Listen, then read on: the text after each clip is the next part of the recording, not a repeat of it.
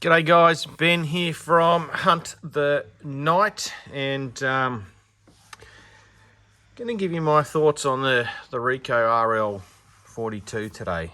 I spent a good couple of weeks with this now.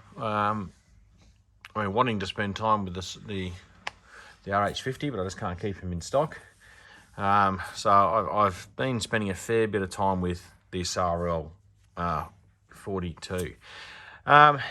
Just up front, guys, just remember I'm a dealer, so I obviously got a financial interest in this product. So take my review with however you want. I'm going to be trying to be as honest as possible. I think those that have called me understand I'm a pretty straight down the line kind of guy. But just remember that, guys, you know, people who give reviews should declare their interests up front, I reckon. Whether they've been given products to review or they're dealers, I think it's important for you guys to understand who it is you're listening to, because everyone's got a vested interest at the end of the day, I guess. So, well, there's mine. I've declared it, and hopefully this is going to be as honest as I can. Firstly, I shoot a lot. This is the last week and a half of 308 brass. There's 222, I think, or 223 rounds in there. This is my last couple of days or so of 223 rounds, about 100 odd rounds in there. I like to put everything through its paces. I mean, I get paid to shoot as well. So for me, whatever I put in the field has got to be reliable. And when I got this Rico, I didn't immediately go and put it into the field, and I never do. I was continuing to use my trail too, because that was what I was comfortable with. It's what I tested, and it was what was working for me. But as I spent more and more time with the Rico, I really enjoyed it. So I put it into the field. And some of you would have seen some of my videos where, you know, head shooting fallow or neck shooting fallow from about 200 odd meters, shot a fox, you know those types of things.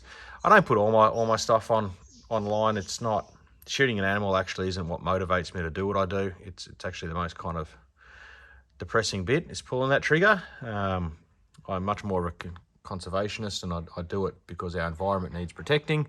It's also a source of income and food for deer. Predominantly I shoot deer. You know, I support a couple of farms, but generally speaking, my contracts around this area are all kind of deer related. So hence I shoot a lot of my 308. First things first, one, I love the form factor of this unit. It's not too big. It's not too small. It's not too big. The buttons up here are very ergonomic.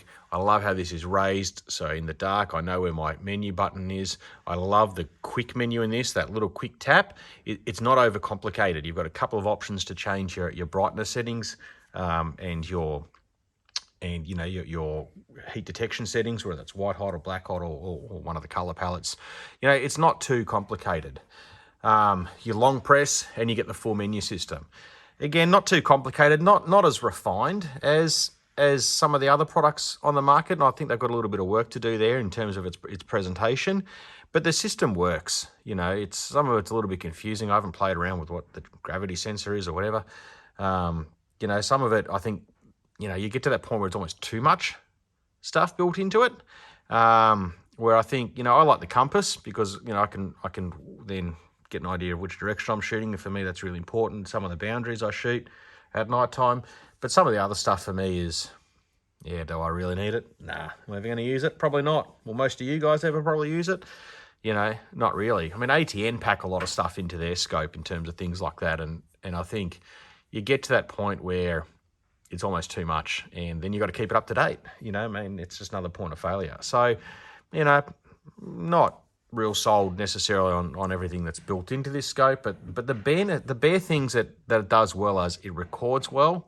There's no recoil activated video, which I miss in the modern day scopes, I guess. You know, I mean, it's in ATM, but it's not, you know, great. My Trail 1 was okay. Didn't come out in the Trail 2. You know, but that's just when I forget to press record. I generally record everything I shoot for my insurance purposes anyway. They like me to record it. Not that I've ever had anything go wrong, but you know, it's one of those good habits to get into.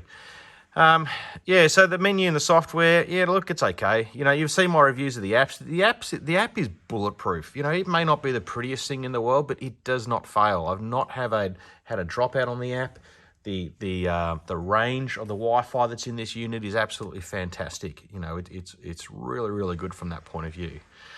Zeroing, pretty straightforward if you've used these types of scopes before. I guess the one thing that is a little bit different is as you increase the distance in terms of your profile, the clicks will change. So, you know, it'll get a little more refined for you in that. I mean, that, you know, that it's good and bad, I guess, if you're out of that distance. For me, it doesn't make too much of a difference. I'll just go through the process, you know, of zeroing.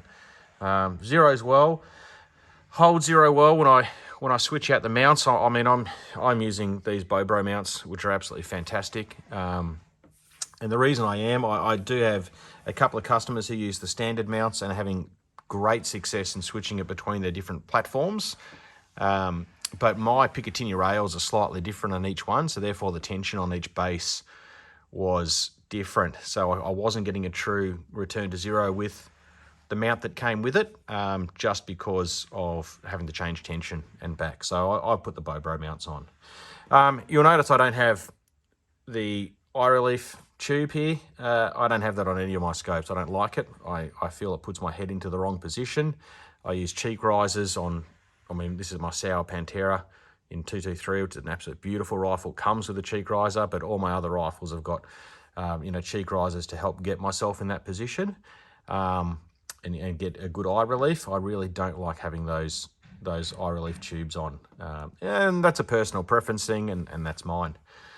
And when it comes to eye relief, these are pretty good, but what I have found is the eye relief I need to get good vision through the scope in terms of the target identification and the size of the screen is different to the eye relief I need to see all the widget information. Now, you can argue the widget information isn't that important. It's probably not, but I like to see that when I've hit the record button, I'm recording.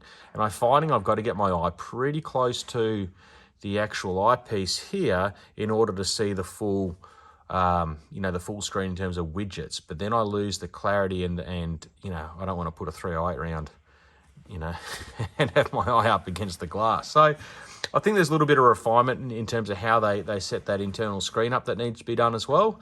Look, it's pretty good if you know, if you don't want to be distracted by all the bells and whistles, but if you want to check your battery and so on, I find I've got to adjust my eye a little bit just to see that top, you know, that top line of information.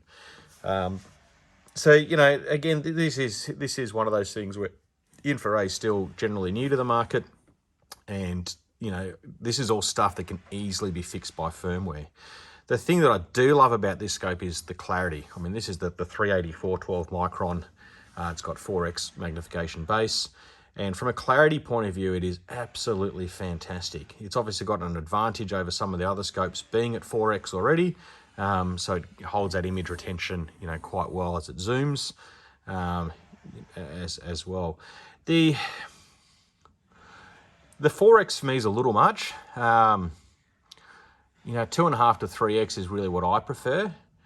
If all I was to, you know, do is shoot foxes, then the 4x is perfect for me, because those foxes, they're coming in from a couple of 100 meters away. I'm generally shooting them at 100, 150 meters. They turn on a dime when they figure out that, you know, this isn't a great place to be, and take off again. So, you know, the 4x is great. But when I'm shooting on my deer contracts and properties, you know, I'm shooting 0 to 50 meters and that waiting for them to come out of, you know, scrub lines and trees and so on. And these bastards, they just appear. So the 4x is a little bit too much for that, but, you know, I'm getting away with it, but it's not my preference. You know, I prefer something with a little bit more field of view and a little bit less magnification up front. The RH50's got that, being a 2.8 or 3x, they call it. So, you know, that's a bit better for me, but again, I just can't keep them in stock.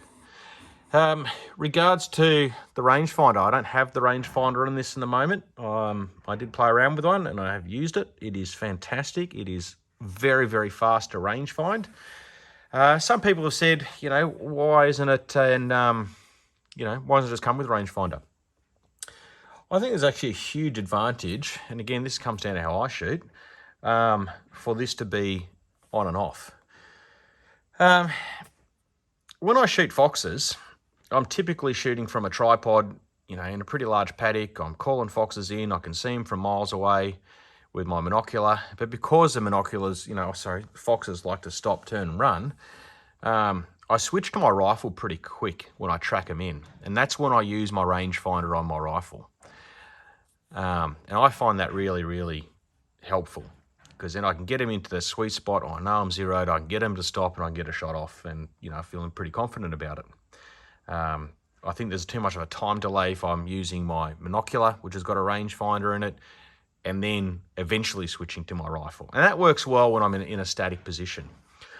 But when I'm shooting my deer contracts, I'm generally in pretty deep into some of these properties. Some of these properties I've got to walk almost a kilometre to get to where I'm shooting. I'm often shooting from the ground in a prone position, and I know where these deer are coming out. I've got a fair idea what that distance is already, but I'm using my monocular so much more, and I'm changing to my scope so much later. You know, the nature of deer, they're going to come out, they're going to graze a little. You know, if they move on, they move on, but if they don't, they're there for a good couple of minutes, and you can really take your time getting into a position. Not just that, I've also got one of these suckers on the end of my 308, so I am weighted in terms of when I am out for deer. So I used to shoot with a LA-102, which I absolutely loved. Beautiful, beautiful rifle, but it was just too heavy for me. You know, I've got a bipod on the rifle, I've got the suppressor on the rifle. So for me, weight is a huge thing. I now shoot with a Tikka light in a 308, which I absolutely love. It's, again, a beautiful, beautiful rifle. So for me, being able to take off that extra couple of 100 grams, and it is 300 to 400 grams in that rangefinder, is actually a pretty big thing for me. It's just less weight I have to carry, and I'm not going to use it when I'm shooting deer. So, you know, I love the actual flexibility of it. I think it's actually a huge advantage. It also allows you to get into the scope, and then, you know, down the track, if you want, you can upgrade and put the LRF module on. You know, I think that's a bit of a flexibility as well for people a bit more budget conscious. Look, in terms of the rest of it, you've seen a lot of the videos where I've been shooting, or if you haven't, you know, check my YouTube or our Facebook page, Hunt the Night. Join our group, Hunt the Night Thermal Hunting Experts, and, you know, I post a lot more in there than I do everywhere else. It's a good all-round scope. You know, has it got room for improvement? Yeah, it does. It does, but it's got room for improvement in the things that can improve with software upgrades, which is the important bit. You know, if it had ergonomic issues or, you know, things that are hardware focused, I'd be like, yeah, it's good, but I can't wait for the second edition. I'm actually shooting this thinking, yeah, it's good, and I can see this going a long way, because the fundamentals are absolutely spot on. It's just a little bit of firmware that I think that, you know, with slight tweaking is really going to elevate this scope to the next level again. You know, you're going to have great picture, and you're going to have fantastic, you know, menu. The other thing I'd like to see them do, and I don't know why they haven't done this, is activate the sound. It doesn't record audio, which, yeah, I mean, we all like to hear the shot go off. I don't know why they don't have audio, but it'd be great to see them actually activate that. I believe the devices have got the capability to do it. They just need to be activated. So hopefully that'll be in a firmware upgrade as well. And as these start to get more and more into the market, and more feedback comes to the manufacturers, you know, they'll start to pay attention to this and go, okay, these are the tweaks, you know, that we need to do. Yeah, so anyway, guys, look, there's my thoughts. Again, take with it what you will. I'm trying to be, you know, as independent as I can, but I also want to sell these to you. You know, it's a competing, it's like the yin and the yang inside my head. I will say I'll never sell you anything that you don't need. That's, I think, enough of you have dealt with me to realise that I'm more likely to talk you out of something than into it. I want you guys, when you do spend a chunk of change on something like this, to be satisfied and be happy and have no regrets. You know, I've got a 30-day money-back guarantee on these, which shows how much I stand behind it, you know, as well.